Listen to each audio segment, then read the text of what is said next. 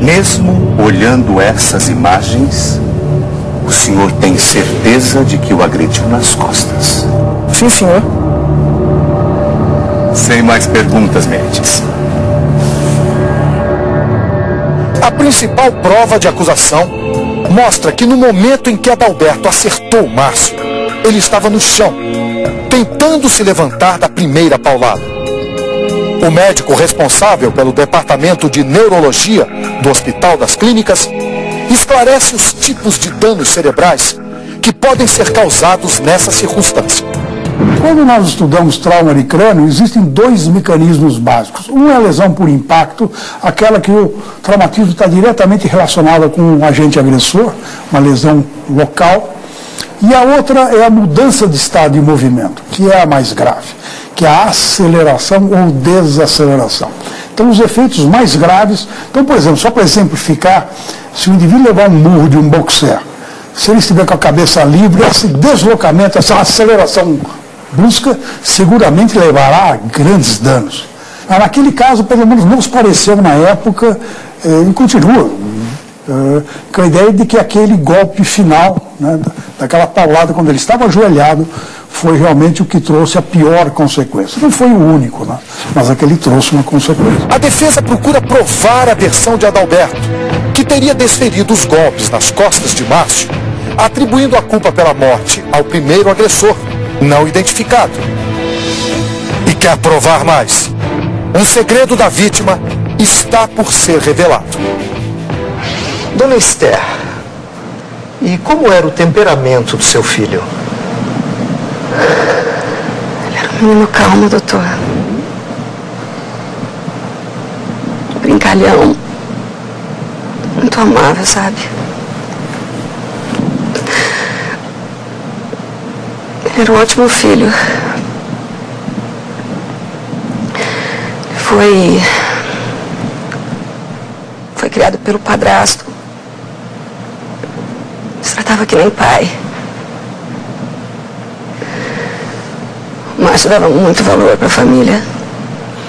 Mas nessa idade os filhos costumam dar um pouco de trabalho. A senhora nunca teve nenhuma reclamação? Para falar a verdade, doutor, o maior defeito do meu filho era ser fanático por futebol. Fanático por esse maldito São Paulo.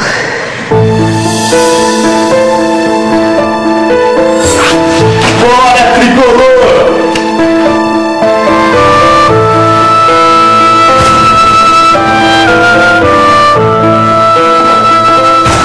Márcio, você não vai, né, filho?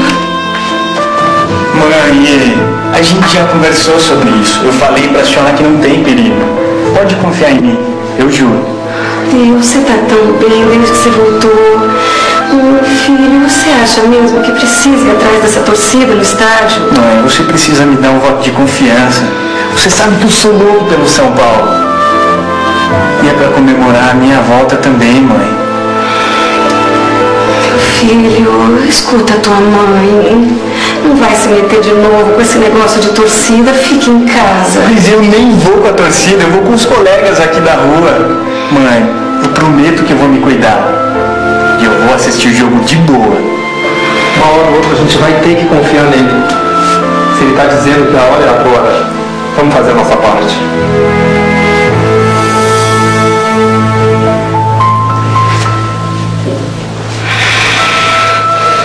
Não sei. Vai, mãe, deixa, por favor. Vai, Márcio, vai.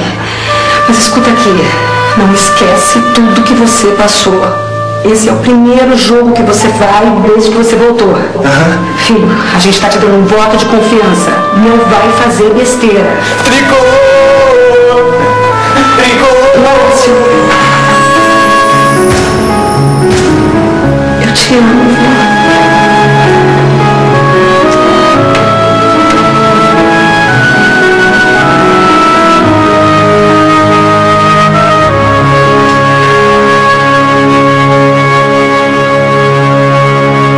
Confiança em quê? Por que Esther suplicou para que o filho não fosse com a torcida ao estádio? tipo de segredo esconde essa família, que garante ser Márcio um bom menino? Diante do juiz, Esther, mãe da vítima, afirma que o filho tinha como único defeito a paixão pelo São Paulo Futebol Clube.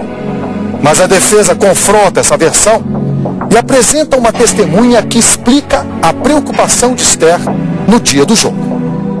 O senhor é dono da clínica de reabilitação em Penápolis? Sou sim. E por que ele foi internado? Ele era usuário de maconha, crack e cocaína. Por quanto tempo o Márcio permaneceu internado? Ele ficou lá durante 41 dias. Ele cumpriu todo o período de internação? Não, senhor. Ele deveria ter ficado 3 meses. E por que foi que ele saiu com tanta antecedência? Ele foi expulso, doutor. Ele teve que se retirar por mau comportamento. O que ele fez para ser expulso? Ele agrediu um dos nossos monitores. Era muito violento com os colegas. Ele foi expulso porque é muito agressivo. Sem mais perguntas. Mesmo o Márcio sendo usuário de droga, ele era uma criança, eu chamo de criança, pacato. Ele era pacato. Mesmo fazendo parte de uma torcida, ele era pacato. Ele era alegre e feliz e ele não era de má índole. Isso eu tenho certeza. Eu afirmo que ele não era. O comportamento agressivo de Márcio só confirma o que as câmeras gravaram no momento do conflito. Que os jovens estavam ali porque queriam briga, revanche, vingança.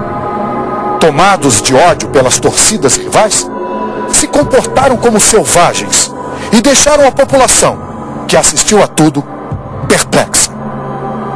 Márcio jamais poderia imaginar que a bandeira do São Paulo, que hasteou tantas vezes com tanto orgulho, o levaria à morte. O senhor pode me explicar onde conseguiu o pedaço de madeira com que agrediu a vítima?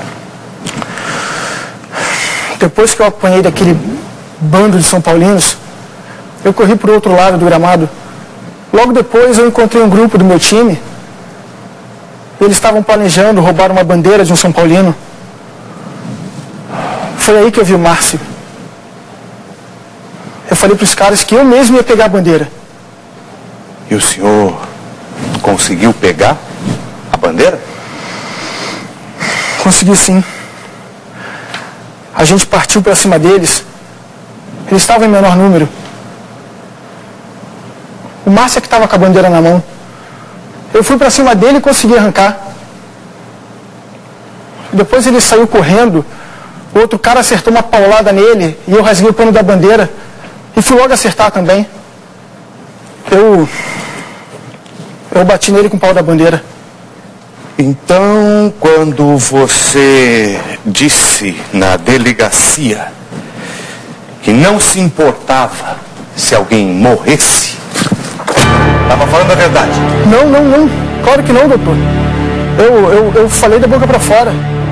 A promotoria chama para depor o doutor Luiz Mareza, chefe da equipe que cuidou das lesões de Márcio.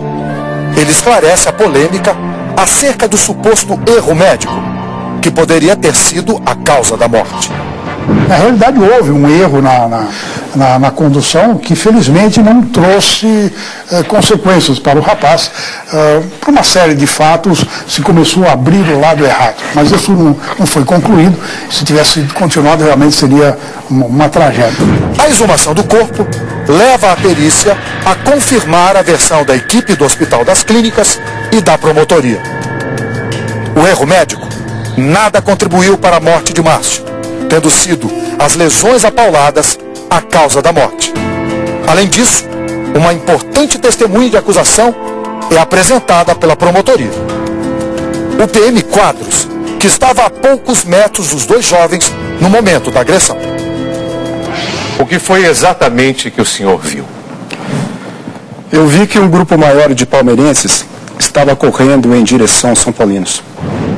A gente estava tentando acabar com os focos de briga e cessar de vez o conflito. Então, o senhor viu quando o Adalberto agrediu a vítima? Vi sim. Eu estava bem diante deles. que foi exatamente que o senhor viu? Vi quando o Adalberto levantou o pedaço de madeira com as duas mãos e bateu na nuca da vítima, que estava tentando se levantar com as duas mãos no chão. A paulada foi tão forte que o pedaço de madeira se partiu ao meio, espirrando sangue na camisa do agressor.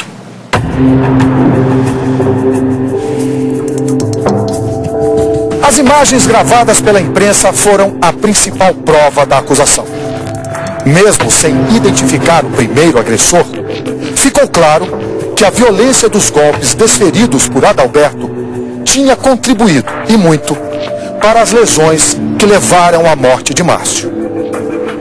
Buscar um único culpado por tamanha tragédia beirava a covardia. E no caso de um tumulto daquele porte, Adalberto poderia muito bem ter sido a vítima e Márcio o agressor. Mas nesse momento, quem está sentado no banco dos réus é Adalberto. E o júri acaba de decidir. É isso que você vai ver já já no Tribunal na TV.